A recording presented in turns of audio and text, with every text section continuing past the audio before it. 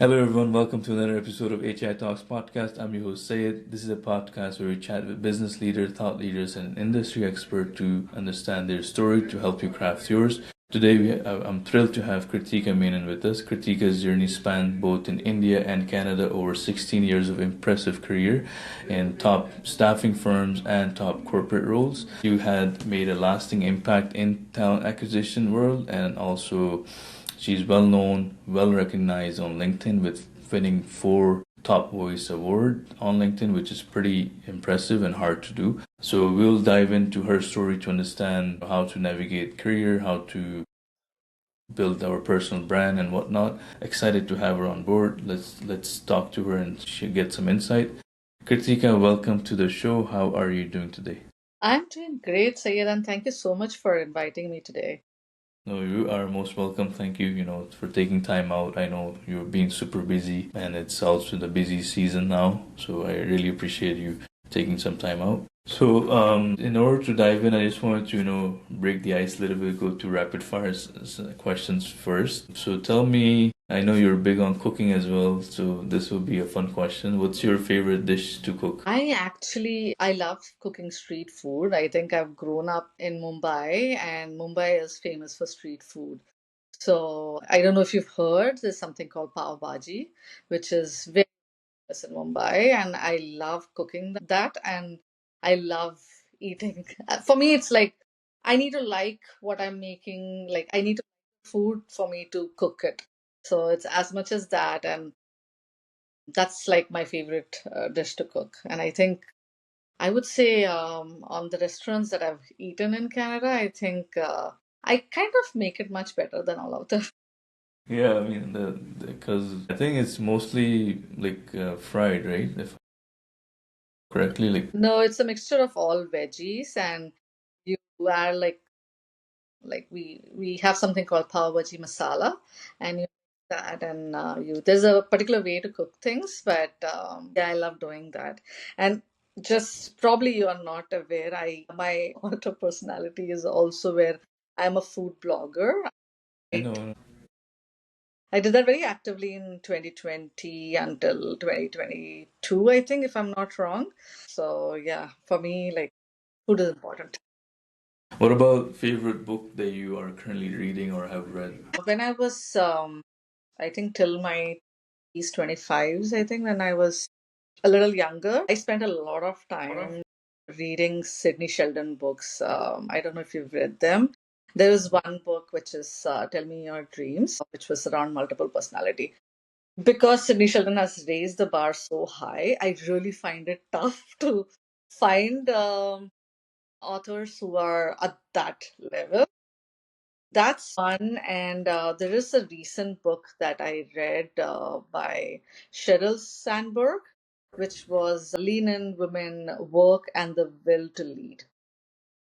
Amazing book. And every single time she's saying something in the book, I'm like, yes, this is so right. This is so perfect. This is like exactly, because you are able to relate to like so many aspects that she's mentioned. So, yeah, I would say these. Cheryl Sandberg is my recent one, and Sydney Sheldon is always my all time favorite. What about vacation spots? Any favorites, top picks that you resort to when you go? I do have plans later this year, but for me, I'm a very city person. So I loved my New York trip. So New York was like it made me actually quite literally feel like I was in Mumbai without being there. So before I moved to Canada, I was in Mumbai. So it's like I like the fast pace. Now let's dive into you, Kritika. That's one of the reason I wanted to always chat with you and bring you on the podcast was I was really impressed with your journey and I saw it as a mix of a lot of people are coming to this country and Canada, making the home and trying to achieve levels in the career that you have done and you have gone through similar path like while working in India for half of the time and then coming here almost starting a new career which is really hard to do and now doing really well in top firm. I always wanted to dive into the nitty-gritty part, the part that people will connect to, more relatable things. So in this I have a few questions. As I said, you have 16-year almost career span that is, and more to come, obviously. But it's both in India and Canada. Can you share a little bit of your journey? Start off with, in India, and what prompted you to come to Canada, sort of the early stage, if you can shed some light on that. Sure. I spent around 7.5 years in India, if I'm not wrong. There as well, I worked within the corporate agency. At one point of time, I thought it was like the agency life is like so busy, and it's like I like the speed. Again, coming from a city life, I think I like speed. And I think one fine day, suddenly my husband pops up and he's like, "Let's move to Canada." And I was like, "Are you sure?" Like, I don't know. I'm like, at that point of time, I was actually leading. I was in a practice lead role at Ostate, which was where we were. My main account was Microsoft, and we had many other accounts. And eventually, I was quite kind of leading the whole team there. And for me, I was like, I am not sure if we want to make this move. And are you sure? I don't want to be like spending time like doing my IELTS and later we don't really do it, right? So me and my husband, we sat down, we discussed, we wanted to do this move, and I was also in favor because for my kid. Just around that time, 2017 was when I moved to Canada, and 2015 was when my son was born. And that was when the whole process started, right? It takes a few years for you to. So we wanted to move for our son, and just so that he starts his schooling in Canada, it's easier, smoother. You don't want to move at times when it's rocking everything. It was tough, I would not lie there, because I was at a good position, and I knew that starting moving to Canada would be like starting quite afresh. I may not really get the same position as I was previously, and an account like that at that point of time. But I think I believed in myself. I think when we decided to move to Canada, I think there was something that shifted within me, which made me very, very strong and bold. Which I think a lot of people would resonate making this move. You can't just move overnight, right? You have to think through. You have to be mentally prepared more than anything. So yeah, that was my journey moving to Canada. How they say inaction breeds stress. I think Jeff Bezos said that or something, which is so true. Like if you're not, when you take a decision and you work towards it, you're like, okay, we'll find a way, we'll get something. And I mean, last year I think we had almost, I don't know if I'm quoting the right number, but yeah, I have it open. So we almost have 3K newcomers in Canada, which is quite a lot. Those who are listening, they're probably going through really early years as they're, they're listening to this podcast. So when you arrived, I think back in 2017, what was it like? Like what tips and insight you can share with people who are coming today as newcomers, whether it be life, career, anything that you can share with them? Um, yeah, I know. I did realize, and I saw that there was like, and it's over years that you see so many immigrants coming in, uh, and I that's where I it prompted me to talk about my journey. I think till last year, I never spoke about things so aloud. I mean, if you see, I've always been on LinkedIn, for example, and I've always like been there posting my jobs, etc., all of that. But last year was when one, obviously, there is a lot of people coming in, and then the market was a little strange last year, continuing this year. So that's where I felt like, and I did realize my following as well on LinkedIn increased. And I felt that it is now important that I also be able to share my thoughts aloud. And if it helps one person on the way, like I'll be happy to help that person, right? And and that's where I started sharing my journey. Like I think one of the first few videos is which I made on my YouTube was around how to sell yourself during an interview. And I made that very early on because when I was in India, back in India, I really was so bad at giving interviews. I did not know to sell myself. And that's where, when I was telling you, when I moved to Canada, there was something that shifted in me. I moved more into the survival of the fittest, the Darwin's theory, where I was like, no, I need to like, if I don't find something, I don't. survive, then it is very difficult with your kid and uh, family, right? So, and I have my, at that point of time, I had my mom and dad back home, etc. So I had to support a lot of people. I'm the only child. So there was a lot of things on my shoulder. And that's where when I started giving interviews in Canada, it completely changed. I knew what I had to talk. I don't know how I did, but I just knew what to talk. And it's not like overselling or whatsoever. It's just being able to sell what you do. I think in the positive sense, I think survival of the fittest sort of is something that stays. And I want to be able to like help as many newcomers as possible. So that's where I do what I do on my LinkedIn and my YouTube. So yeah. Great, and which I wanted listeners to always know. I mean, I'm gonna add the link in description, but Kritika does a lot of videos on YouTube which are really helpful. So I want you guys to check it out, and also, if you like it, subscribe to our channel as well.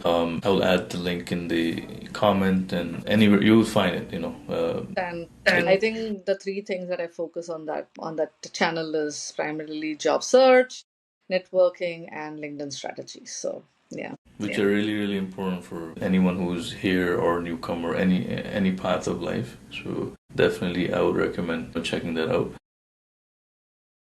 So I wanted to also touch Kritika on, I saw that you did bachelor's in science and microbiology, and then now you're completely in a different field in AR. So can you shed some light onto that for listeners who are looking into career pivots and how you have done it pretty successfully? I say it very sillily. Like I'm like, I don't think so. I could deal with microorganisms, and I wanted to deal with people as silly as I could sound. But Zoom out, no pun intended. You want to like talk to, not go microscopic. yeah, exactly. And that's where I got my. I was fortunate actually, even like during my MBA, a lot of my other friends, they all got their internship into everything else like marketing and sales, etc. I actually got my internship in HR. I started off doing HR in like more HR generalist per se, then moved into talent acquisition, and then I eventually figured that I really love the talent acquisition side of the HR world, with a little sprinkle of other HR aspects as well. So that's where I continue to like push myself more on the recruitment side. Got it. And which is pretty impressive because it's a completely two different things. It's better to know early than delay the timeline and then you say like you want to switch. And also when we were chatting before, you mentioned your default nature is sort of like introvert, and it was you didn't see yourself in recruitment. I did. What happened? How did you end up in recruitment? I would say I had a very good mentor, and I think I've had really touch with good mentors throughout my career in different aspects where they helped me shape my career and align my thoughts per se. Because I think when I started human resources, I was happy just doing. I started off with documentation, and I was happy doing that, to be very honest. The first time I was introduced to recruitment, I was like, have you seen me? Like, I can't do recruitment. There's no chance I'm going to talk to candidates. I actually started calling candidates from a closed room, to be very honest, because I was too shy. I was very shy. I had the fear of like, somebody judging the way I'm talking to a candidate, and it took me a lot of time to go out and like talk in front of people. So I had a good mentor who pushed me, who made me do different aspects of HR to be able to like and then choose what I like better. So I think having a good boss or a good mentor is like very, very crucial. And early on, I was really fortunate there. That's crazy but it must be really hard, because it's in recruitment. It's like as you're saying, it's mostly driven by people, and for your first call was a little bit tough, and then you got used to it slowly into as you probably first role that you filled, you probably still remember it, and you're like, okay, I can do this. Small things. It is important. So I think what is also very important for like people is like understanding like what you like to do per se. So for me, I really started enjoying that world. And for me also, like while I am good at recruitment, for me, I also realized that I was still that timid person. Sure, when I'm doing my recruitment, I'm a whole different person.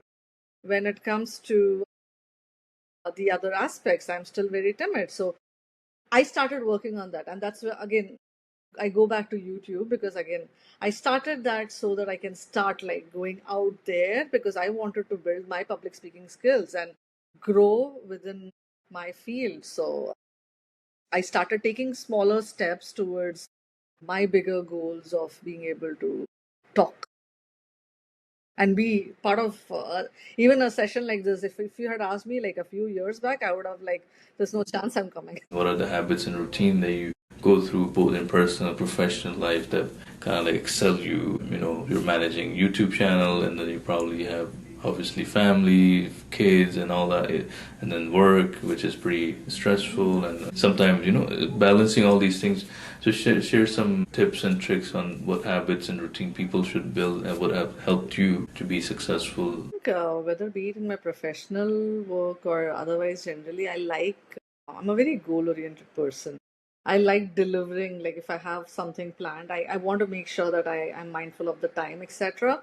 So, my personality as a whole always has helped me take up these different challenges and trying to meet them.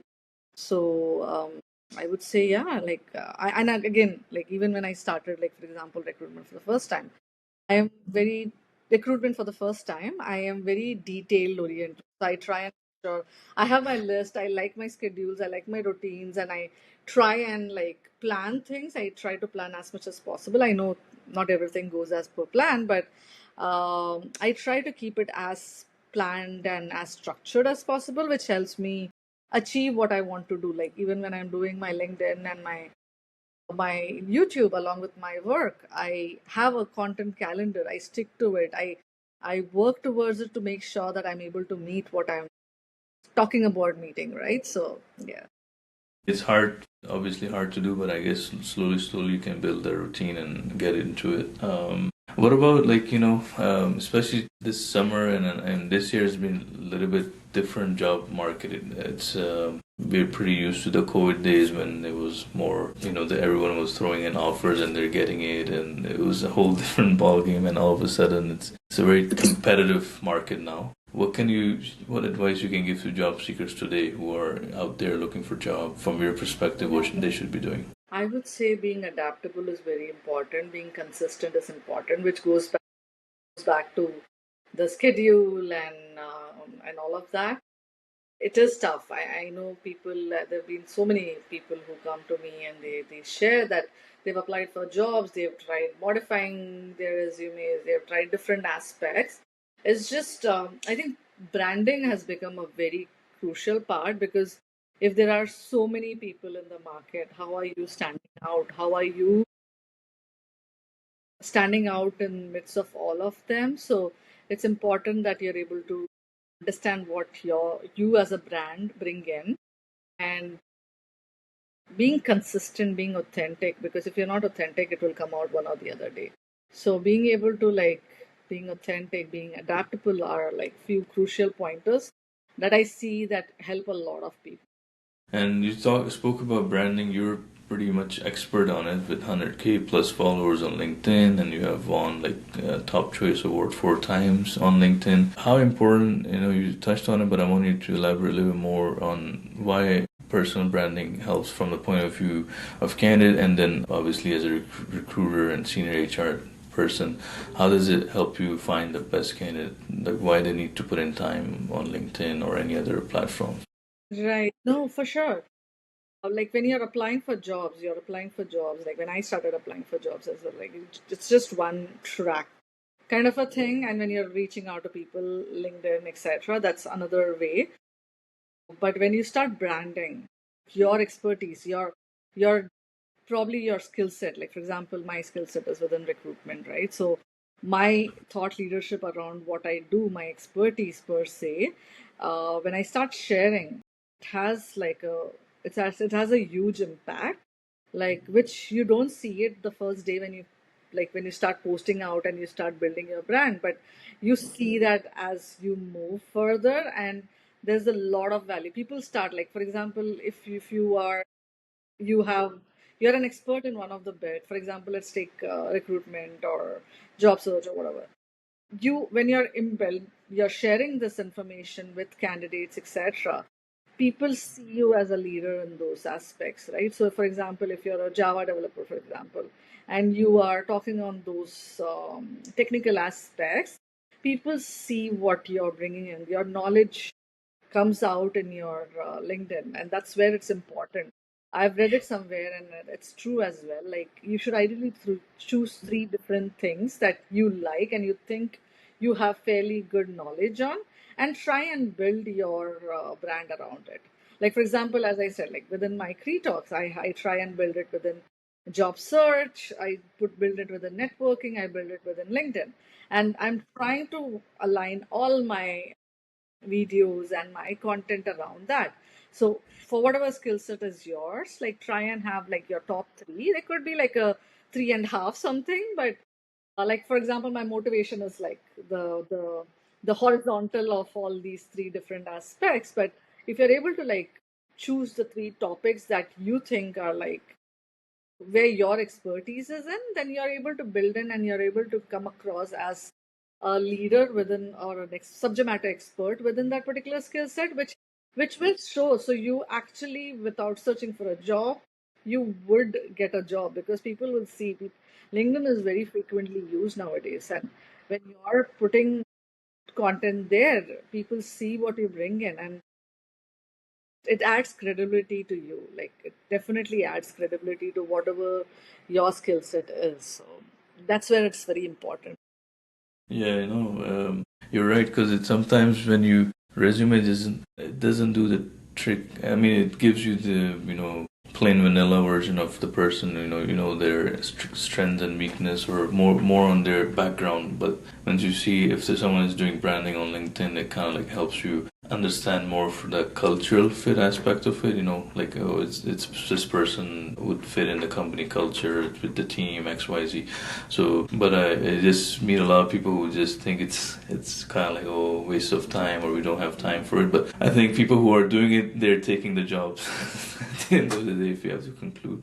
Hours, like not hours, like I would say if you have a plan, it's very easy to adhere to it. Like I would not say it's just like okay, you spend a minute and you're done with all your content. You have to spend time, but it's learning in progress, because I think what's key when you're trying to adapt is you have to learn all the time, and if you have that growth mindset, that learning mindset, you're able to like sort of succeed. And when you start making, like when you start creating content or start sharing, like building a brand, sure it is helping others, sure it is you're trying to attract clients or employers, etc. But you as an individual, you grow, and it really helps. For me, it's been so much of knowledge that I've gained through what I do.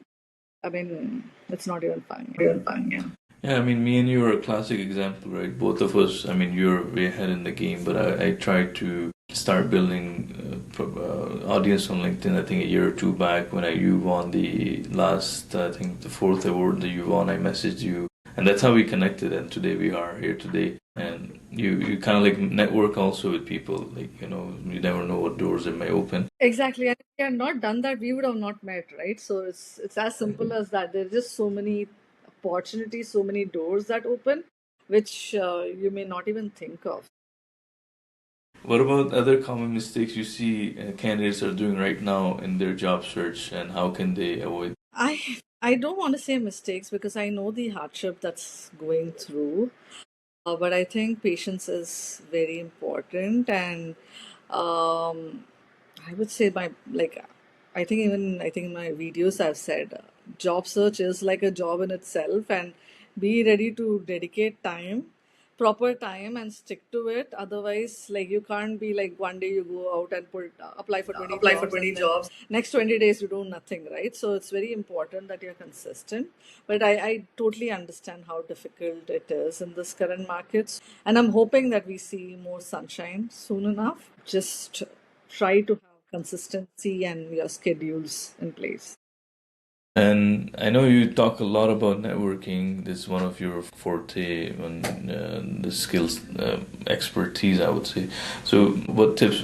Like, I want to make it more relevant. Like, what can they do today if they're doing job hunt? How should they network online, offline? What should they be doing aside from just applying to jobs? I think COVID helped all of us to do a lot of things virtually. So, virtual events is, I think, a straight thing. Like, if there are virtual events and you are in a proper job search, more like you should ideally attend, start networking, start talking to people.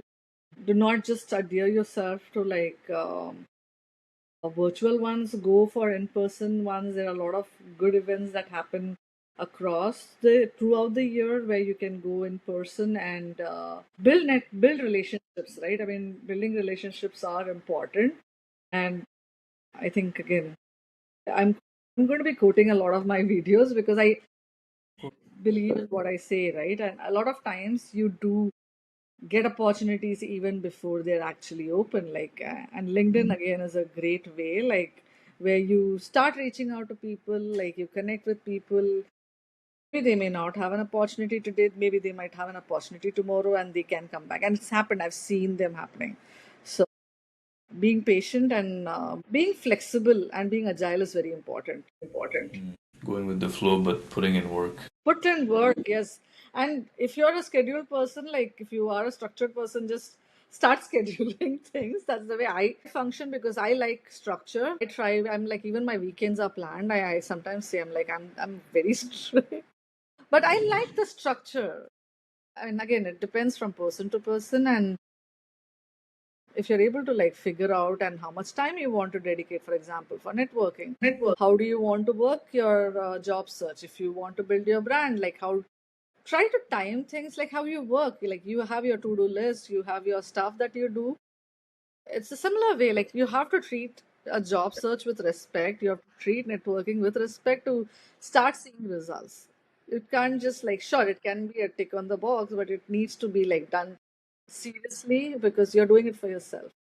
You're right. If you, I was just laughing because it just reminds me of my wife. She's also big on planning. So even if she goes out with her friends, she puts her on the calendar. I'm like, why do you put this on Saturday? I'm gonna see this friend. She just quickly puts on. I'm more of like I'm good on planning, but not to that level. So when you said your weekends are planned, it's crazy. She does the same thing, which is helpful because you're right. Like if all these things are, you said it right, you have to give them respect, and you get your ROI once you're serious about it. If you're just complaining and not doing anything, then it'll be hard. How about, I see that you're hiring for some tech roles, and what tips you can share for candidates to improve their chances to getting these roles? I would say I think I covered a lot of the points in the conversation as well. So something different that I could share is go to my YouTube and check out my videos because I am doing a lot of work around that.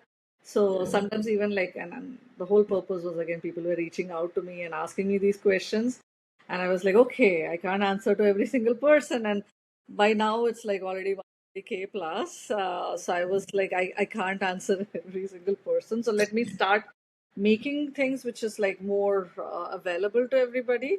So yeah, I would say just take things seriously and try to push in what you are trying to work towards and be flexible. I think one of the key things when I moved from when I moved to Canada was I did not have like those multiple resumes and I had like one single resume. But tailoring helps. It's not that you're lying on your resume. It's just probably in your previous job you might have been doing 10 things and a job requires 6 things. So you focus on those 6 things rather than putting things which are not relevant. So tailoring your resume is important. Being ready.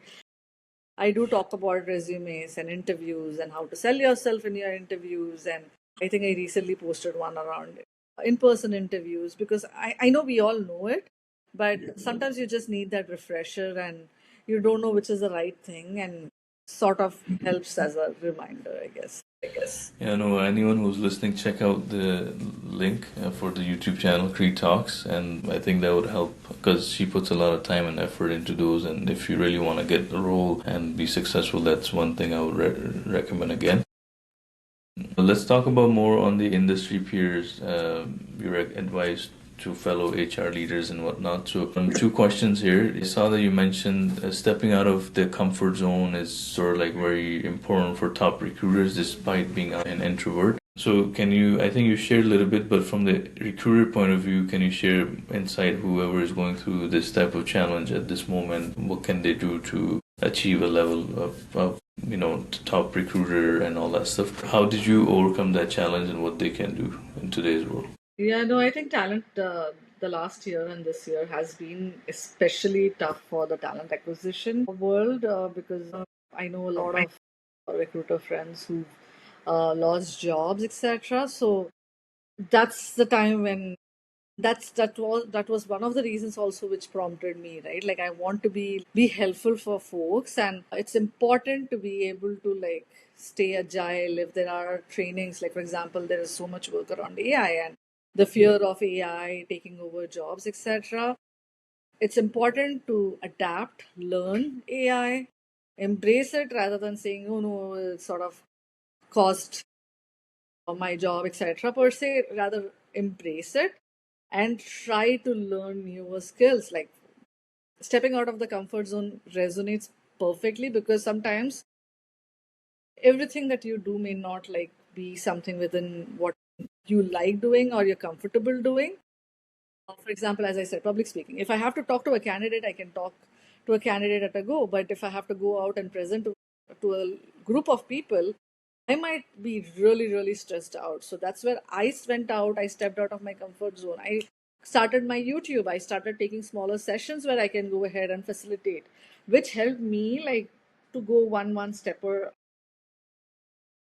You know what you're good at, you know what you need to build in. It's very important to be self reflecting on your strengths and weakness and not ignore your weakness, but more build on how to overcome my weakness and make that my strength. So that's very, very crucial. A quick one question on this. Like you mentioned AI, do you think it will replace the jobs in HR, like replace our roles and this and that? Where do you stand on that? I Like, don't think so. I mean, talent acquisition needs a lot of human brain and action. Like, sure, the mundane part of it can always be taken over, but then a lot of I think I saw a joke somewhere. I posted by somebody on LinkedIn, like how is AI going to deal with hiring managers, right? So it's a joke, but it's more around like there are things which need a human brain to work through. So I don't yeah. think. Sure, some mundane work, sure, but not right. That's why you need to learn and adapt so that you are equipped and you're equipping yourself to not put yourself in a vulnerable position.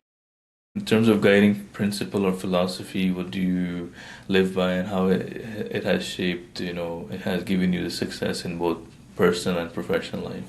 I think for me, I go back on my survival of the fittest and uh, stepping out of my comfort zone. These two things have helped me throughout my career, like all throughout my 16 years of career. That has been my base where I've always pushed myself. I've never brushed off things, and whether it be it personal or professional. I've always tried something new. I've always pushed myself to do something new. Sure, like for example, I tried karate and it did not work for me, but I do try a lot of new things because I think that's my driving force, and I love like my I love numbers. I love talking to people. It's my drive. So these things help me like keep going on. Get up in the morning and smile. What about one final piece of advice and wisdom that you like to share? I know you have shared a lot, but anything that missed out, anything else that you want to share with our listeners? I think just be adaptable. Things will keep changing. I think one of my other friend, colleague, ex-colleague, she had posted out today like how things have changed from Gen X times to millennials, etc. We've seen a lot of things throughout our lives, right? So I Few years, COVID and this and this yeah, stuff. I went through times when we had no phones, no computer, to computers, to floppies, to CDs, etc. Floppies, I remember. So many things that we've seen. I think what is very important, that whole thing, is being adaptable with changing times. Well, thank you so much, Kritika, for your insights and sharing your insights and experience with us. It's been a pleasure having you on the show. To our listeners, thank you for tuning in to another episode of HI Talks. Episodes to come, and if you are enjoyed and learned a lot from Kritika, I'll do my best to get her back to another episode if her time and schedule permit. If for whatever reason we can't, please follow her on her channel at Cree Talks. I'm gonna also post it at this in the description and in the comments, and also her LinkedIn. LinkedIn, she's really active and she's done, as we have mentioned, great stuff, great value back to people on LinkedIn with 100 plus followers. So please, check that out as well. Thank you, everyone. Have a good day. Thank you so much, Sayed.